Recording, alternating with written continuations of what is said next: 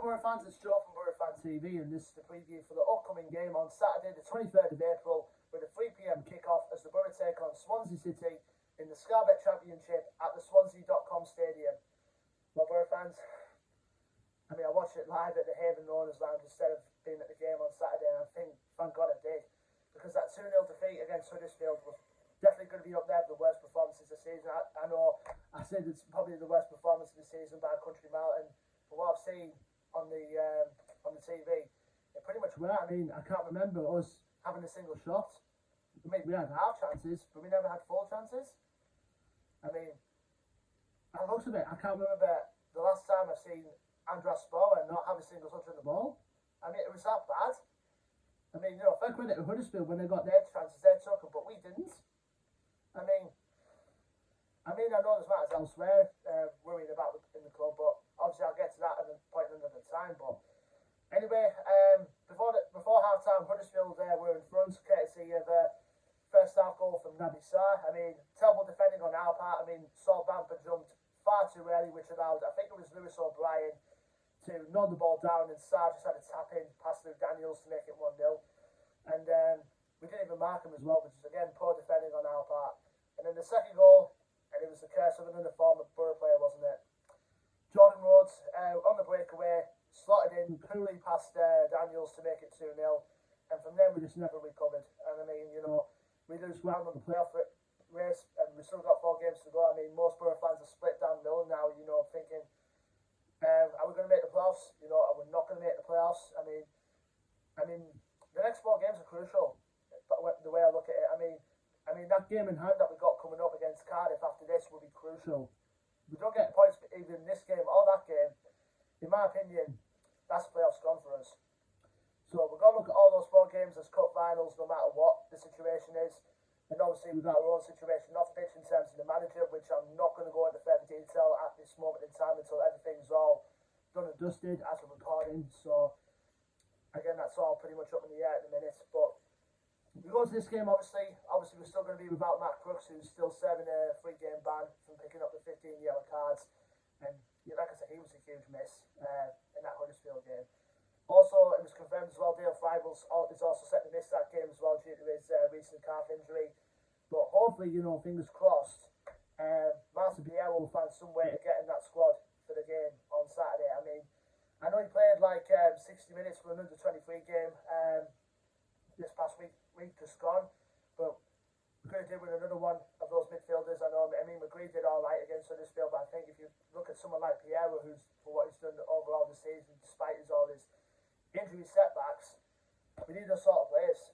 In this game coming up against an informed team, we could definitely use people like that in our department, Anyway, let's go on to our opponent, Swansea City, who obviously are in better form of us, they're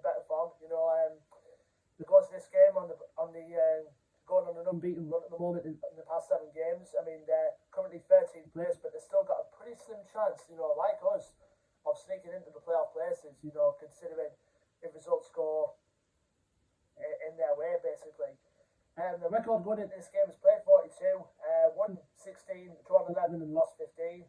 Like I said, they're currently on an unbeaten run in the last 7 games. In the last game, they were pretty unlucky not to even win at all against Reading. They were 4-1 up at half-time, I think it was. But then Reading pulled it back to draw 4-all. It was unlucky for them. But going on to Swansea overall, Russell Martin's doing a very good job with them so far this season, despite the difficult circumstances that have been in. They've still got some chance of reaching the playoffs, but like I said, it's going to be mathematically down if results go their way. Key players to watch out for Swansea. Obviously, their top scorer this season is Joel Perrault. The Dutch striker, signed for PSV Eindhoven in the summer, has got 20 goals in all competitions for Swansea so far this season. And he's going to be the one to watch out for, particularly in that middle bit of the park, particularly obviously when haven't got the likes of Dale Fry there to mark him.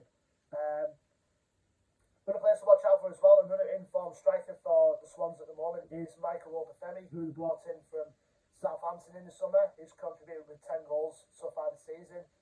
Jamie Patterson, who we had on trial at the Borough, but he's opted to be at Swansea. Even though he's had a up and down Swansea career, so to speak, he did around January time insisted that he wanted to leave the club, but he managed to stay put and he's doing all right for them so far.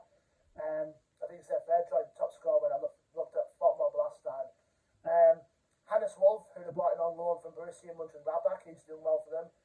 Matt Grimes, who's their midfield general in their department as well. Cyrus Christie, another former Boro player who's there at the moment, is on loan there from Fulham. And Ben Cabango, who's pretty much a rock-solid defender for the Swans. So, I mean, Swans can very easily get to the playoffs, in our expense, because they are a good team. I mean, I know a good friend of mine, Reece, from Swans away days. I can pretty much agree with him. He was at most of the games so far this season. I think they've still got a good chance of getting into the playoffs. So, anything can happen. I mean, it could be us, it could be them. You never know. With about four or three games left this season. The last time we played Swansea was back in December at the Riverside, where we came away with 1-0 winners. Well, we won 1-0 anyway, courtesy of a midway first half goal from Isaiah Jones to get us the 3 points to that day at the Riverside. But our record at the Swansea.com Stadium, or the Liberty Stadium if you're a traditionalist, has not been that great. And all these years, I must say, it's not been great. The last time we won there was all the way back in 2009. And since then, it's been 1 draw and 5 defeats in the last 6 games we played Swansea away from home. I mean, I remember the last time as well that when we got beat very much in the last minute, controversially might add, at the end when we were playing behind closed doors. But like I said, 4 Cup finals. Despite the situation that's off the pitch in the minute, we're going to look at it overall, and we're going to keep going. We're going to keep going these last 4 games of the season. And like I said, those 2 games we've got coming up against the 2 Welsh teams. Obviously, Swansea away tomorrow as recording, and Cardiff after that at home the following Wednesday. Then we have to pick up maximum points in those 2 fixtures, because if we don't, that's the playoffs done for us. So we've got to win those last 4 games to have any chance of getting into the playoffs, and hopefully other results go our way as well. Leave me your thoughts and predictions in the comment section below, Boro fans. Don't forget to like, share and subscribe. Our social media links will be in the description below. And until then, I've been Joe from Boro Fan TV, and I will see you on the next preview video, which will be for the game on Wednesday the 27th of April as the Boro host Cardiff City at the Riverside. Until then, take care, stay safe and up the Boro.